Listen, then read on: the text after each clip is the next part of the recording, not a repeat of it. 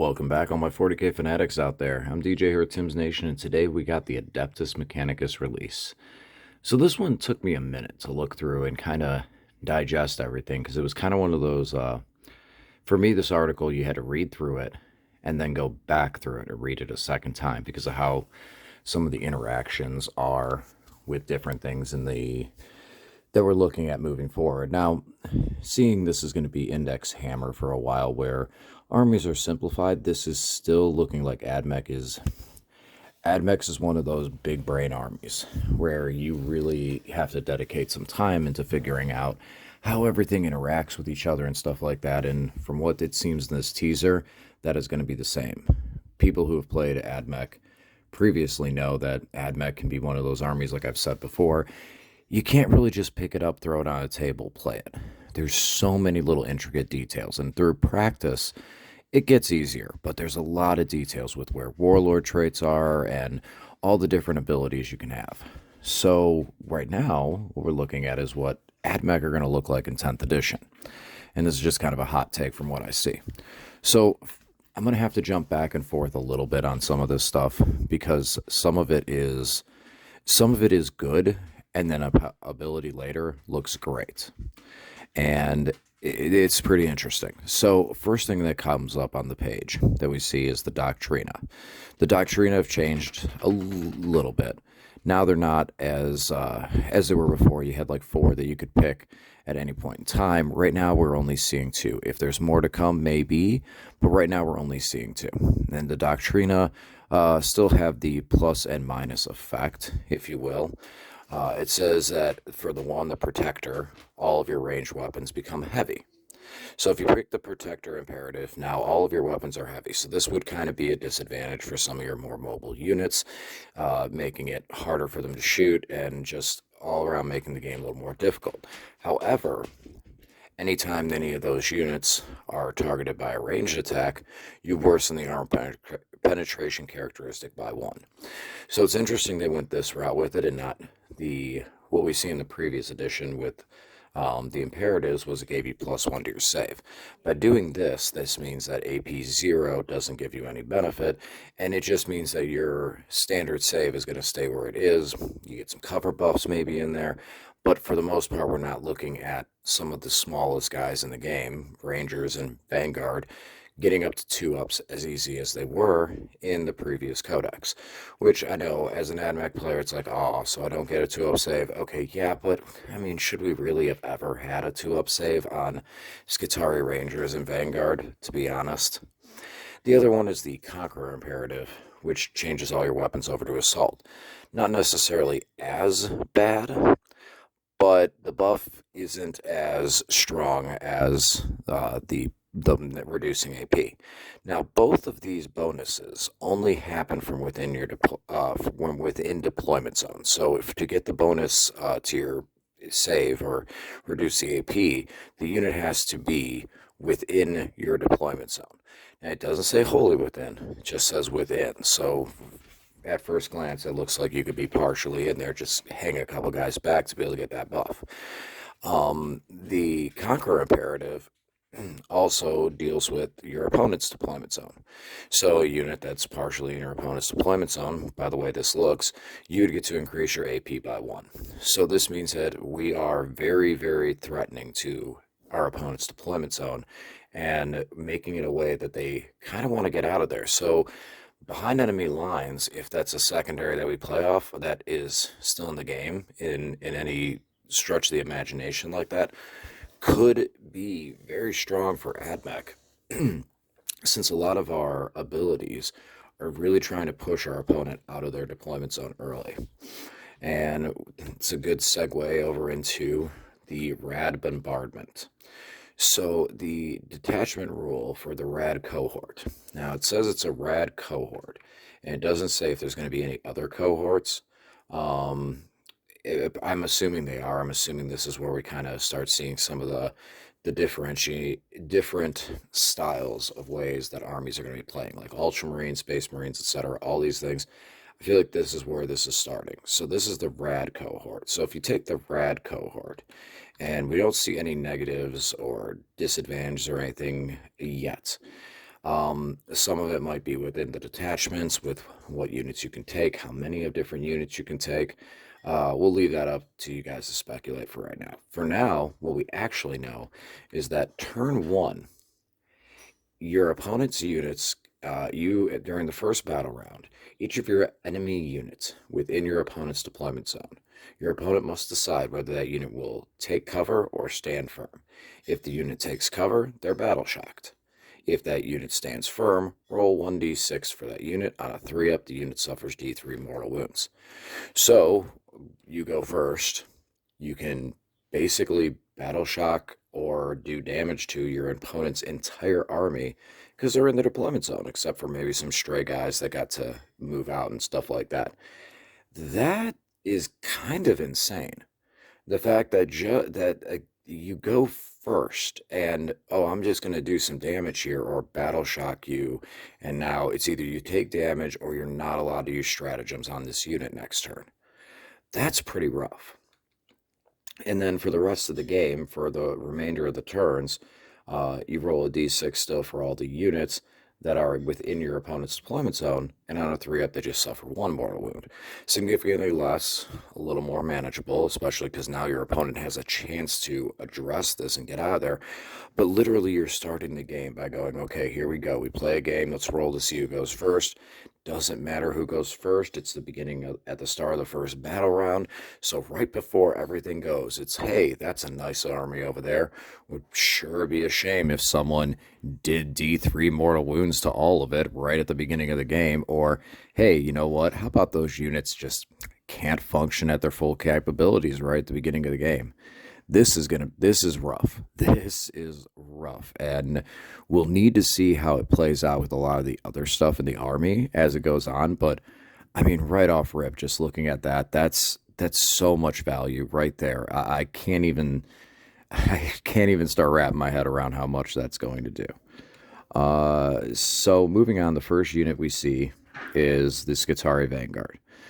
And what's interesting with the Vanguard is something that was interesting with the Votann and something that was interesting with the Necrons as well. Something I noticed with these guys is they said at the beginning of this article, Mech is primarily a shooting army, yet our infantry is ballistic skill 4. But Votann is also ballistic skill 4. So part of Games Workshop reducing the killing is reducing the accuracy. And this is one of those things that hopefully Votann players can look at this and say, oh, it's not just us, it's everybody. Looks like everybody that isn't a Space Marine is getting some reductions on this. And this, you know what, it's fine. It's fine, because if everybody's hitting on a 4-up, then everyone's hitting on a 4-up. Looking at going through some of their weapons, the weapons primarily look the same. I'm not seeing any really differences from what we saw before. Maybe some abilities that weren't there and etc. But they look pretty much the same. 1 wound, toughness 3, 5-up save. We don't have the crazy, since these are the Vanguard, we don't have the crazy auto wound effect that we did in the prior edition, but Votann also lost their auto wounding. So maybe some of that is kind of going away just so that they can have more towards critical hits and stuff like that. Instead, we get, which this is actually really cool, the Rad Saturation Aura. So any unit within any enemy unit that is within 3 inches of this unit and is not a vehicle reduces their objective control characteristic by 1. That is, I mean, that's huge. That's going to be crazy because these guys are objective control 2. Necron Warriors, objective control 2. When you look across the board, a lot of the basic troops and stuff like that in infantry are objective control 2. So right there, you don't need to outnumber your opponent. Immediately, you're just, boom, I'm taking this objective. So good, so cool, so much value behind that. 5-man, 10-man, both would be great once we see what the size of the squads are. Hopefully they keep the 20-mans. I really do. I do hope that the 20-man stay. But yeah, that's really good value there. The enhanced data tether. So anytime you use a stratagem on this unit, you roll a 5, and if you're successful, you gain a command point. I'm starting to see this ability pop up more with gain a command point on this, gain a command point on that. So it looks like, it really does feel like Games Workshop is trying to add ways to generate command points. We have seen official that you can't gain more than 1 command point per turn, aside from your standard, the command point that you gain each round or each turn, whichever it may be. But we are seeing this a lot more with a lot more abilities that generate command points. And we'll have to see how that does for the health of the game. There was a time when command points could be gained as much as you can get. That's how much you get. And that was not good. That was bad for the game. Then we got command points reduced, so we didn't have as many to start with. Now, having easier access to regenning command points, I don't think is necessarily a bad thing, especially considering the fact that you're still reduced. It's not like you're gaining 9 command points in a turn and then you obliterate your opponent off the table before they even get to go. You gain an additional 1 command point. So it allows you to keep momentum going and not run out of gas before the end of the game because you took a chance. And I think that's kind of one of the things right now with the game that at least I notice, and this isn't a negative per se, it's just kind of how it feels, is that you're less likely to take some risks. That could be like the high risk, high reward. In a lot of scenarios is too high of a risk for not quite enough reward. So they get missed and we go past them. And that can take away for some like really fun and really epic content for the game. Now you have that little bit of extra command points to be able to go and spend on a stratagem or burn on a reroll to try and make something happen to keep the game going in your favor. And so I don't mind seeing that many of it, especially since it is handicapped in a way. We move over into the Ruststalkers. We get to see the Ruststalkers have a really cool ability that they can add 1 to advance and charge rolls made for this unit. And if they're within 6 inches of a battle line unit, which we now know is Skitarii, Rangers, and Vanguard, then you can get 2 to that advance and charge move. Normally that wouldn't be that great, considering with the advance and charge move, considering you wouldn't be able to charge, except now, and I'm going to jump to it, down here at the bottom of the whole article, we have the aggressor imperative. You can select, you spend 1 command point when you charge on a Skitarii unit that had advanced, and until the end of that turn, they are eligible to declare a charge even though they advance. So now you get the +2 to your move, then you'll get the +2 to their charge, and the only restriction to this is you cannot use it during the first turn. Now, it does say on here, I say you can't use it during the first turn, but it says you cannot use it when the Conqueror's Imperative is active. And while some people might go, oh, okay, so that just means we can't use it during the first turn, why not put that? This might be one of those little, like, secret sauces that Games Workshop is throwing out there into this to kind of show. We don't know. There may be stratagems that allow you, just like Marines have the ability to stay, did have the ability to stay in doctrines longer. Maybe there's something that allows us to push the Protector Imperative over into turn 2.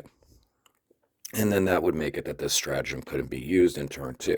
So seeing the Conqueror Imperative leads me to believe that we're going to see the ability to change our imperative and kind of maybe move back and forth. I don't think so much that. I think that would be a little too counteractive to what Games Workshop's trying to do with the game. But I could see it as something where it's like spend a single command point at the beginning of the battle round, and your army remains in the Protector Imperative for an additional turn. Next turn, it must go into Conquerors. That I could see. That's a pretty simple ability there. But moving back up to the units, now we get the big boy himself, Belisarius Cawl. And Cawl, okay, so he's got a lot of abilities. He's got 10 wounds, love it. He can regain D3 wounds himself, cool. He is a tech priest. I don't see anything in here about him being able to repair other vehicles. I hope that's something that gets fixed or is somewhere else into it. He has the Tech Priest keyword, so one would hope that he can still fix vehicles and repair vehicles and stuff like that, but we'll see how that breaks down. He has cool weapons, cool stats, cool stuff like this, and he has the Cataclysms of Amasaya are built into him. So it looks like Cataclysms of Amasaya is probably going to be built into the Dominuses as well. Maybe. Like, that's where you have to take the Mechanicus unit to get the Mechanicus effect. And it does only affect Mechanicus units, Adeptus Mechanicus units. And looking back up at the Vanguard, they do not have the Adeptus Mechanicus keyword. So that's going to be something interesting to look into and see what happens there. So he's only buffing like Castellan robots, destroyers. Hopefully they get a good stat line. Tech priest. I'm sorry, electro priest and things like that. So he's able to give a friendly Adeptus Mechanicus unit within 6 of him, 6 of this model, reroll hit rolls of 1. He can let them reroll their battle shock test if they fail it, or he can give a unit stealth, which I assume is cover. He picks one of those at the start of the battle round, and then that's in effect, and that's his aura for the turn. Another thing that I'm thinking with the Cataclysms now as I read it, I think that Cataclysms of Amasaya is going to be the ability that we see on all of our Dominus.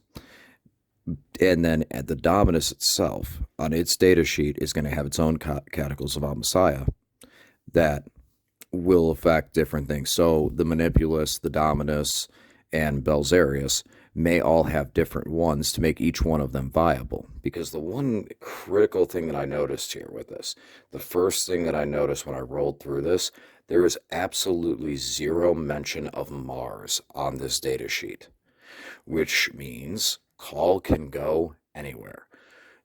Is this what it's going to be for all of the epic heroes? Is the Silent King suddenly going to be able to be just in any army and buff anything, and you don't have these? Are dynasties dead? What are we looking at? So this is going to be interesting to see how they how that rolls out, and I think that may be the case. You know, some of these, I can't imagine with like Gilliman, like, oh, ultramarine character able to be with the White Scars detachment like that. I can't imagine things like that, but at least on this note, on Belisarius Cawl's profile, there is not a single mention of Mars. So we'll have to see what that means in the end for Belisarius Cawl. Last in here, when we get to, well, not last, we got a couple more things in here. First, the Eradicator Beam. I'm not impressed. D6 shots, marginal damage. Looks, considering what we're seeing with vehicle profiles and vehicle toughness, I don't see this being a weapon that's going to really damage vehicles well coming off the Dune Crawler. And it as far as anti-infantry is concerned, when you look at some of our infantry that we're going to want to take, they have the anti-infantry gun. So I'm not too impressed by this, but hey, I could be wrong. Maybe there's more play to this gun after all. You know, ballistic skill 4, strength 9 across the board, and then if you select its focused profile, you reduce its range, and you get AP 3 and 3 damage. If you do the dissipated, you get AP 2 with 2 damage, and a longer range. So nothing really too much to write home about there. I don't think that's going to see much play just because of where the direction of the game's going. I feel like a bigger gun, bigger strength, bigger hit is going to be what you want on your vehicles to be able to answer vehicles versus an anti-infantry gun that most of our infantry probably already will possess. All right, now we get into the stratagems AT. So we already talked about advancing and charging. Let's talk about Bulwark Imperative. So Bulwark Imperative is, in my opinion, awesome. It's, I think, a stratagem that a lot more armies need in some type of access to, just because of how this is worded and how this plays out. I think this is something that Imperial Knights have needed for a long time to help them through the early stage of the game. Because once you roll that dice, you know who goes first. There is sometimes in some armies and some builds that they go first, and you can just extend your hand and say, okay, good game. I know for a while it was the other way around with like Eldar, back in like 6th, 7th, and 8th edition. It was, why not? You just, oh, if Eldar goes second and they have jet bikes, they win. So I think this helps prevent a lot of the go first, win, crush things, and I think more armies hopefully will have access to something similar to this. You use this in your shooting phase, just after an enemy unit has selected its target. So you already know that what you're getting hit by, which is good. One Skitarii unit from your army that was selected as the target of one or more enemy attacks is the eligible target. So again, going back to Skitarii on this one. Until the end of the turn, models in that unit have a 4-up invulnerable save. You can only use this stratagem if Protector Imperative is active in your army. So again, turn 1. But they did say Protector Imperative, so we don't know if possibly you can go and stay in the Protector Imperative. Maybe you can go into turn 2 with that. So this might be able to be moved into a second turn and be very useful. I mean, I think it's going to be greatly useful just right off the rip, just so you don't get, you go into a tank line that has a whole bunch of guns and your castle and robots or any of your infantry or tanks and stuff like that. You can go, okay, well, not Castellans because they're already having an invuln in their Mechanicus, but other units like Iron Striders and stuff like that, you can just go, okay, I don't want these things to die like that, so I'm going to give them a 4-up, and the cost is only 1 command point. So all you have to do, is be in the Protector Imperative. It doesn't say you have to be in your deployment zone.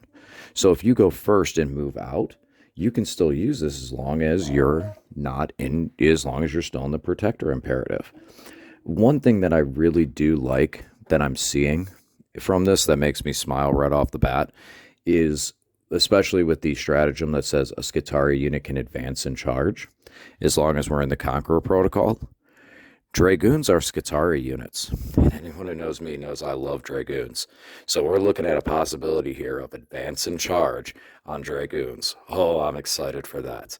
There's a lot of cool stuff in here. You know, looking at that, going through for Index Hammer, it's going to be interesting. It's going to be fun. And I mean, in some ways, it's kind of scary because there's a lot of good stuff they showed us there, a lot of pieces to a puzzle that's like, okay, what's going to happen when we see the whole thing? When that whole thing is put together, how much power is it really going to be? So might be dusting off some of my ad mech. Probably try and get them out on my channel for the old school style later on this week and just get a game with them because I do kind of miss them. I do miss my robots. Yeah, this is something nice. This is something interesting. I'm looking forward to it and looking forward to seeing what we can do with AdMech. Guys, I hope you enjoyed this hot take. Thanks for listening. I'll talk to you again soon.